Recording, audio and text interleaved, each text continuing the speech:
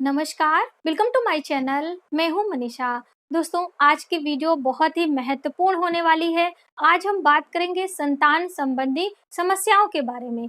संतान संबंधी बहुत सारी समस्याएं हम सभी के जीवन में आती हैं और यदि हम समय-समय पर उसका उपाय करते रहते हैं, उसके निदान के लिए कुछ आप टोटके भी कह सकते हैं, यदि हम करते रहते हैं तो संतान संबंधी समस्याएं हमारे जीवन से कुछ हद तक कम हो सकती हैं। वैसे तो आपके बर्थ चार्ट से देखकर ये जो है पता लगाया जा सकता है कि आपकी संतान कैसी होगी, आपकी संतान कब होगी या फिर संतान हमारी जो बुढ़ापे में हमारा साथ देगी कि नहीं। बहुत सारी जो भी समस्याएं हैं वह आप जान सकते हैं, लेकिन एक मोटे तौर पे जो सभी लोगों के लिए उपाय है वो इस वीडियो में हम आपके साथ शेयर करेंगे। दोस्तों, यदि आपको कोई पर्सनल जो है समस्या है, आप उसका समाधान चाहते हैं या फिर आप अपनी कुंडली का आकलन करवाना चाहते हैं, तो वो सुविधा हमारे चैनल पर प्राप्त है। आप हमें कमेंट सेक्शन में कमेंट करके बता सकते हैं और वह सुविधा आप ले सकते हैं और हम आपको व्हाट्सएप नंबर दे देंगे। वो व्हाट्सएप नंबर हमारे बेटे का होता है। बहुत सारे लोगों को कन्फ्यूजन होती है कि मेरा नंबर है। दोस्तों, मेरा कोई नंबर सोशल नहीं है जो कि हम आप सभी को दे सकें और ना ही आपकी मेरी बात हो सकती है। आपको जो भी लिखना पढ़ना है, आपको जो भी क्वेश्चन पूछना है, आप हमारे कमेंट सेक्शन में जाके आप हमें कमेंट कर सकते हैं और सभी के जवाब हम 24 घंटे के अंदर या फिर उससे थोड़ा-सा ज़्यादा हो जाता है, तो हम ज़रूर देते रहते हैं। तो चलिए देर ना करते हुए वीडियो की शुरुआत करते हैं। यदि आप चैनल पर पहली बार आए हैं, तो सब्सक्राइब ज़रूर करें, जिससे हम कोई भी वीडियो अपलोड करते हैं, तो आपके पास नोटिफ़िकेशन सबसे पहले जाए। और यदि हमारी वीडियो आपको पसंद आती है, तो एक लाइक का बटन तो ज़रूर दबाइएगा और फैमिली फ्रेंडों में शेयर करिएगा। दोस्तों, हम बात कर रहे हैं संतान संबंधी समस्याओं के बारे में। तो सबसे पहला प्रॉब्लम आता है कि विवाह को काफी लंबे समय हो चुके हैं और संतान नहीं हो रही है। तो आप मेडिकल जो है जांच करवाएं, डॉक्टर की सलाह लें। उसके साथ में आपको कुछ एक उपाय जरूर करना चाहिए, जैसे कि यदि आपको संतान संबंधी यानी कि संतान होने में दिक्कत हो रही है, तो आप संतान गोपाल मंत्र का आप जाप जरूर किया करें और भगवान श्री कृष्ण की शरण में आप जाएंगे तो आपको बहुत लाभ होने वाला है। तो आप ये उपाय करके देखें।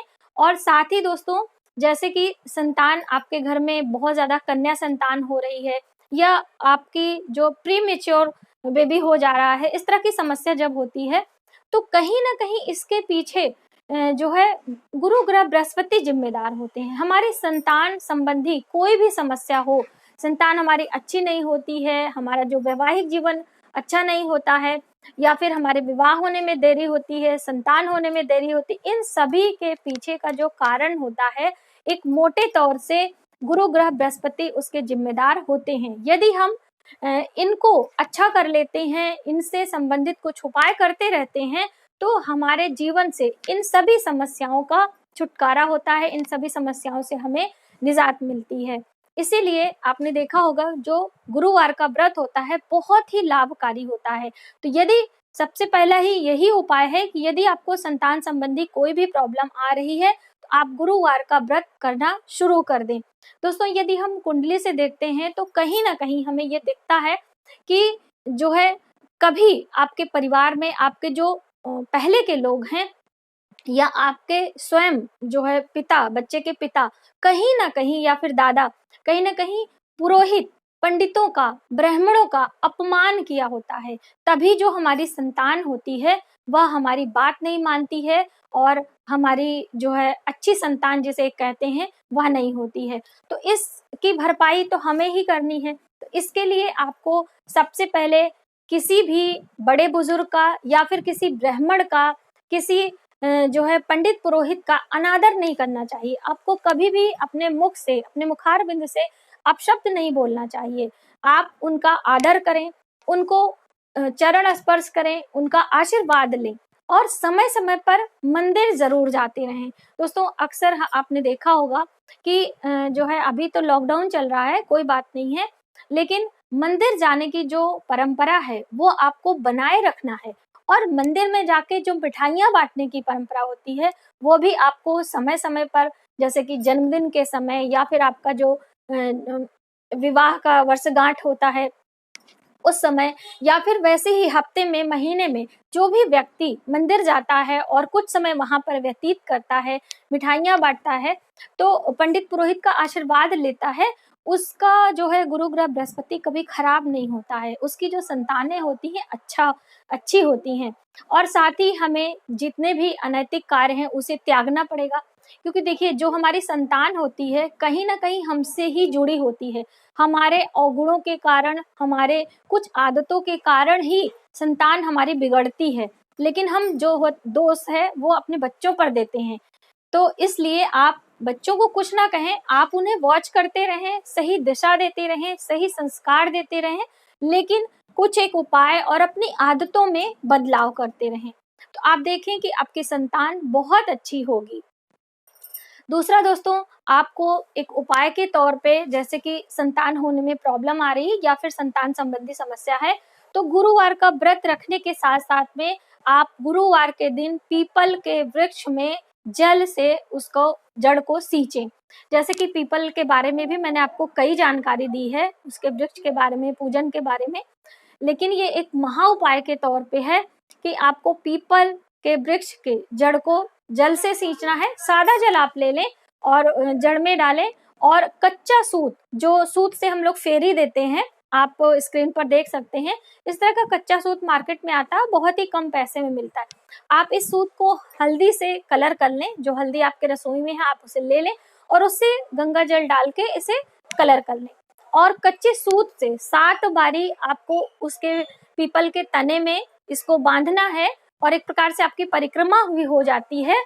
उसके बाद आपको जल से उनकी जड़ को सींचना है और अपनी संतान की मनोकामना है, तो जिस प्रकार की आपकी कामना है, प्रार्थना करनी है। आप यह कार्य करके देखें, हर गुरुवार आप करें, 27 गुरुवार करें, 43 गुरुवार आप करें, देखें आपको बहुत लाभ मिलने वाला है। और साथ ही आपको गुरुवार का व्रत करना है। मान लीजिए आप किसी बीमारी से ग्रस्त हैं, तो गुरुवार के दिन सुबह सवेरे उठ के आप पूजा अर्चना करें और पीपल में जल डालने के बाद आप दिन भर सात्विक आहार ग्रहण कर सकते हैं। आप ये उपाय के तौर पे कर सकते हैं। इस तरह से यदि आप करते हैं, इस तरह से नियमों का पालन करते हैं, तो आपकी संतान बिल्कुल अच्छी होगी, इसमें कोई दो राय नहीं है, और आपकी बात भी मानेगी। संतान की पढ़ाई के लिए दोस्तों आपको समय समय पर, यानी किसी पर्व पे, किसी उसमें मिठाइयों का दान करना चाहिए, केले का दान करना चाहिए, लेकिन केले की संख्या 3 होनी चाहिए। 3 केले बेदाग यानी अच्छे साफ केले मंदिर में जाके आप दान देते हैं, पंडित जी को दे देते हैं, या फिर मंदिर में जो भी लोग बैठे रहते हैं उनको भी आप दान कर सकते हैं। आप दान करके आ जाएं, या फिर ये कार्य आपको 3 वर्ष लगातार करना है। ये उपाय के तौर पे है दोस्तों, ये कोई छोटा मोटा उपाय नहीं है। आप इसे करके देखें, इसे आजमा के देखें, आपको बहुत लाभ मिलने वाला है। और जैसे कि पढ़ाई में जो समस्या है, और उनके विवाह में समस्या है, या फिर संतान जैसे बहुत सारे लोगों को बुढ़ापे में साथ नहीं देती, पूरे जीवन अपने परिवार को वो देते हैं, उनका भरण पोषण करते हैं, अपनी जितनी कमाई होती है वो अपने बच्चों पर न्यौछावर कर देते हैं, लेकिन जैसे ही 50+ होते हैं उनका धीरे धीरे स्वयं का व्यवहार खराब होता है। जब हमारा व्यवहार खराब होता है तभी हमारी संतान हमसे रूठती है और हमसे दूर चली जाती है। इसीलिए मैंने कहा ना कि हमें अपने आप को देखना है, अपने में बदलाव लाना, अपने में सुधार लाना है, तभी हमारी जो संतान है वो अच्छी होगी। तो कभी कभी जो 50+ बुजुर्ग हो जाते हैं, उनमें कहीं ना कहीं टोका टोकी की आदत, हमेशा किसी भी चीज में मीन मेख निकालने की आदत होती है, और फिर धीरे धीरे जो उनकी संतानें होती हैं उनसे दूर होने लगती हैं, कहीं ना कहीं उनसे कटने लगती हैं, और ये दूरियां इतनी बढ़ जाती हैं कि एक दिन वो अकेले पड़ जाते हैं। और कभी कभी किसी के घर में जो बुजुर्ग होते हैं वो बीमार हो जाते हैं, बिल्कुल बिस्तर पे हो जाते हैं, तो ऐसे में बच्चों को भी बहुत समस्या होती है। जो बुजुर्ग बीमार हैं उन्हें तो समस्या होती ही होती है। तो इन दोनों के लिए क्या उपाय आपको करना है वह समझें। जैसे कि आप अपने बुढ़ापे को अच्छा रखना चाहते हैं तो अपने पंडित पुरोहित का आदर करें। आप समय समय पे मंदिर जाएं, यानी कि हफ्ते में एक बारी मंदिर आपको जरूर जाना है, और मंदिर जाके आपको थोड़ी देर वहां पे बैठना है। जो जिस भी मंदिर आप जाएं, कोई जरूरी नहीं कि आपको मैं बताऊं कि इस मंदिर, आपके घर के आसपास कोई भी मंदिर है जहाँ पे आप आसानी से समय दे सकते हैं, आप वहां पर जाएं। और जो मंदिर की प्रतिमा होती है, जिस भी देवी देवता के मंदिर आप गए, उन्हें आप निहारें और उनसे ही अपने मन की बातें आप करें। जो भी आपके मन में समस्या है, आपको संतान संबंधी समस्या है, आपको पारिवारिक संबंधी समस्या है, वो आप उनसे डिस्कस करें, ऐसे आप मन में कहें। तो इस तरह करते यदि हैं तो आपको बहुत लाभ मिलने वाला है। और दोस्तों, आपके घर में कोई भी ब्राह्मण आता है तो आप उसे खाली ना जाने दें। जैसे कभी कोई मांगने आ जाते हैं या फिर कोई ऐसे अचानक से आ जाते हैं कि हमें भोजन कराइए ये वो, तो आप उन्हें कुछ जरूर भोजन दीजिए, खाली हाथ नहीं जाने देते हैं। लेकिन आप अपनी सुरक्षा को ध्यान में रखते हुए करें, क्योंकि अभी समय थोड़ा सा बदल चुका है, तो बहुत सारी चोरी और उसका भी डर रहता है, बहुत सारे फ्रॉड लोग भी आ जाते हैं। तो इन सभी छोटी छोटी बातों का आप स्वयं ध्यान रखें, इस तरह करते हुए आप करें। साथ ही दोस्तों, हम बताना चाहेंगे कि जिनके घरों में बुजुर्ग काफी दिनों से बीमार हैं, उनके घर का बहुत सारा पैसा खर्च हो रहा है और उन्हें कोई लाभ नहीं मिल रहा है, तो ऐसे में आपको उस बुजुर्ग के सिरहाने यानी उनके तकिया के नीचे आप स्वयं करेंगे, क्योंकि वो बुजुर्ग तो चलने फिरने के लायक नहीं है, तो ये उपाय वो नहीं कर पाएंगे। आप उनके सिर के तकिए के नीचे सिक्का रखें, 5 रुपए का सिक्का, 10 रुपए का सिक्का, कितना भी हो, आप उनके सिरहाने रखें।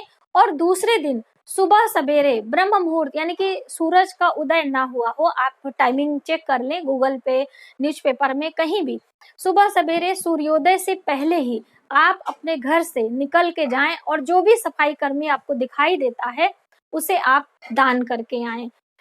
जैसे कि आप पार्क जा रहे हैं टहलने को या कुछ भी, आप उस पैसे को लेके जाएं और सफाई कर्मी को दे दें। ऐसा यदि आप 27 दिन लगातार करते हैं तो आपको बहुत लाभ मिलता है।